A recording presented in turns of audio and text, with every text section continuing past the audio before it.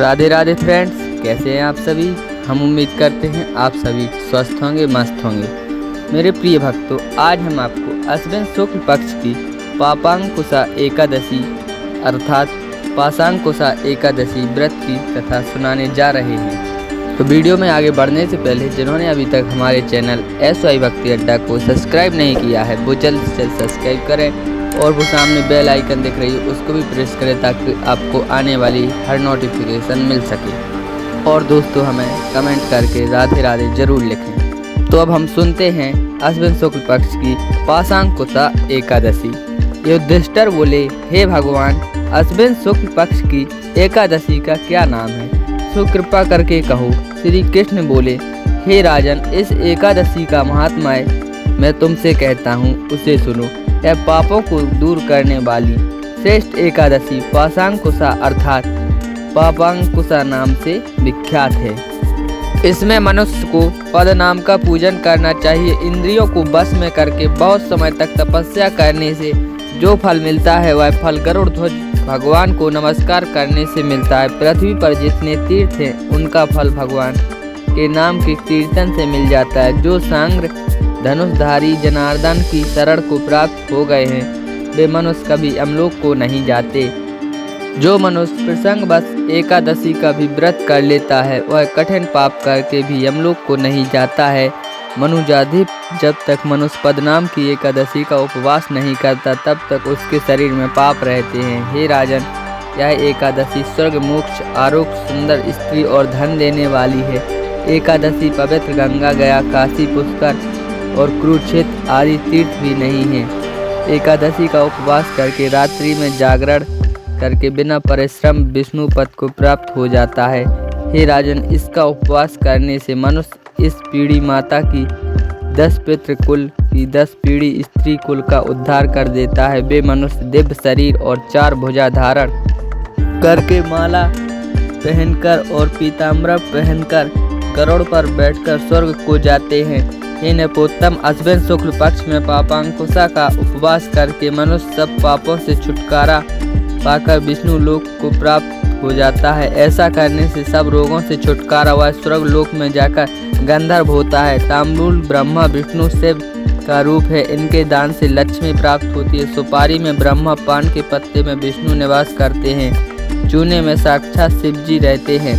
पान में सुपारी का चूर्ण रखकर चूना, लौंग, इलायची से युक्त गंधर्व और अप्सराओं को प्रिय है। पान का दान करके प्रार्थना करें कि तुम प्रसन्न होकर मुझे धनवान और निर्भय करो। इस एकादशी का व्रत करने वाला स्त्री अथवा पुरुष ब्रह्माणी के लिए लक्ष्मी और गौरी के निमंत्रित पात्र में हल्दी और दक्षिणा रखकर देते हैं। देवी मेरे ऊपर प्रसन्न हो, इस प्रकार प्रार्थना करते हैं। वे दोनों स्त्री पुरुष सुख भोगते हैं। महादेव पार्वती के निमित्त में नित्य सप्तनिक ब्राह्मण को पूजा करके शक्ति के अनुसार पार्वती के पति मेरे ऊपर प्रसन्न हो, ऐसा कहकर बुद्धिमान मनुष्य उद्यापन के लिए शिव जी की प्रतिमा स्वर्ण की बनावें। गौ और बैल की पंचोपकार से पूजा करके जो मिष्ठान और भोजन करावे उसके व्रत के प्रभाव से सुंदर भागपूर्ण आयु, संतान, अक्षय संपत्ति और सुंदर यश होता है। यहाँ सब सुखों को भोग कर अंत समय में शिवपुर हो जाता है। वहाँ बहुत समय तक निवास करके पूर्ण सुख भोगता है। जो आलस रहित होकर चतुर्थ मास फल का दान करता है, व्रत की समाप्ति में ब्राह्मण के लिए सुंदर वस्त्र देता है, उसके सब मनोरथ पूर्ण हो जाते हैं। वासुदेव के शयन करने पर आलस को छोड़कर वामन जी के शयन करने पर आलस को छोड़कर वामन जी के निमित्त दही, चामर और 6 रसों का स्वादिष्ट भोजन कराएं अथवा दान दे, किंतु एकादशी को भोजन न करावे। इसी तरह गृहिणी में दान करें। यदि नित्य दान ना कर सके तो महीने के 5 पर्वों में दान करना चाहिए। चतुर्दशी, अष्टमी, अमावस्या, पूर्णिमा, हर एक रविवार अथवा शुक्रवार को दान करें। दोनों पक्ष की द्वादशी को अवश्य दान करना चाहिए। इस नियम की समाप्ति में शक्ति के अनुसार भूमि अथवा गौ अथवा वस्त्र, स्वर्ण और खड़ाऊं का दान देना चाहिए। इस व्रत के करने से अक्षय अन्न, पुत्र और धन की प्राप्ति होती है। पुष्ट शरीर और पूर्ण आयु होती है और शत्रु का नाश होता है। भगवान का दृढ़ भक्त होकर वैकुंठ को जाता है। आरोग्य, अखंड सुख, रूप और धन मिलता है। उसकी स्त्री बंध्या नहीं होती है। यह व्रत अनंत फल देने वाला है। व्रत की समाप्ति में 2 गोदान करके और ब्राह्मण को भोजन करा के सब पापों से शुद्ध होकर सनातन ब्रह्म को प्राप्त होता है। जो मनुष्य 1 दिन का अंतर देकर उपवास करता है उसको ब्रह्म सुवर्ण संज्ञा 8 दीपक और गोदान करना चाहिए। भगवान मेरे ऊपर प्रसन्न हो ऐसा कहकर 2 बैल भी देना चाहिए।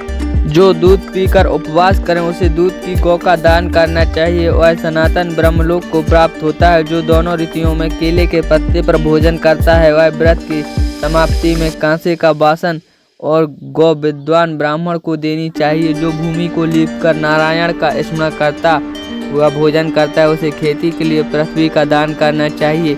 ऐसा करने से वह आरोग्य और पुत्रों से युक्त धर्मात्मा राजा होता है और अंत में विष्णु लोक को जाता है। जो भगवान के शयन करने पर नक्त व्रत करता है और ब्राह्मण को भोजन कराता है वह शिवलोक में सुख भोगता है। जो एक बार हल्का भोजन करने का नियम करके भगवान का पूजन करता है वह स्वर्ग को जाता है। जो मनुष्य धरती पर सोता है उसको सामग्री समेत शय्या देनी चाहिए। जो आषाढ़ से लेकर 4 महीने तक नख नहीं कटवाता वह आरोग्य और पुत्र से युक्त धर्मात्मा राजा होता है। जो शिवजी और पार्वती को प्रसन्न करने के लिए खीर, नमक, शहद, घी और फल को छोड़ता है वह शिवजी के व्रत सेवन करने से रुद्रलोक को जाता है। जो मनुष्य जौ अथवा चावल खाता है वह पुत्र पौत्र आदि सहित शिवलोक में आनंद पाता है। भगवान का भक्त तेल लगाना छोड़कर जो वर्षा ऋतु में भगवान की पूजा करे तो वह वैष्णवों की गति को प्राप्त होता है। व्रत की समाप्ति में कांसे के बासन में तेल और सुवर्ण रखकर ब्राह्मण के लिए दान करें। चांदी के पात्र को कपड़े में लपेटकर गंध पात्र पुष्प से उसका पूजन करें। जो मनुष्य गेहूं को छोड़ने का नियम करता है वह सुवर्ण के गेहूं और वस्त्र धारण करके अश्वमेध का फल प्राप्त करता है। करेला, परमल, घिया अथवा जो फल अपने लिए प्रिय होवे उसे छोड़कर जो फल का त्याग करता है वह विष्णु लोक में पूज्य माना जाता है। श्रावण में हरा साग, भादों में दही, अश्विन में दूध, कार्तिक में दाल, प्याज है, पेठा, उड़द, मूली, गाजर, करौंदा, ईख, मसूर, तरबूजा, बैगन ये 4 महीने में वर्जित हैं। बेर, आंवला, घिया, इमली इनका विशेषता से त्याग करें। पुराना आंवला तथा इमली नहीं छोड़नी चाहिए। भगवान के शयन करने पर 4 महीने तक शक्तिमान पुरुष को मचान और खाट पर नहीं सोना चाहिए।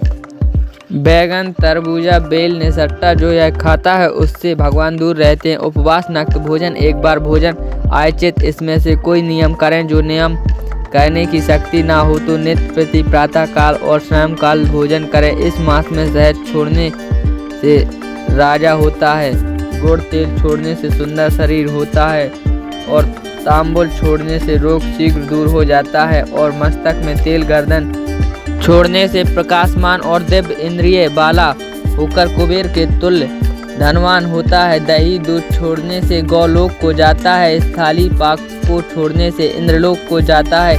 एक दिन छोड़कर व्रत करने से ब्रह्मलोक में सुख भोगता है। जो नमो नारायण इस मंत्र का जाप करता है उसको अनंत फल मिलता है। जो हरि मंदिर में 1 लाख परिक्रमा करता है वह हंसों के विमान में बैठकर वैकुंठ को जाता है। हे राजन, पराया अन्न छोड़ने से मनुष्य देवता हो जाता है। वह यमराज को नहीं देखता है।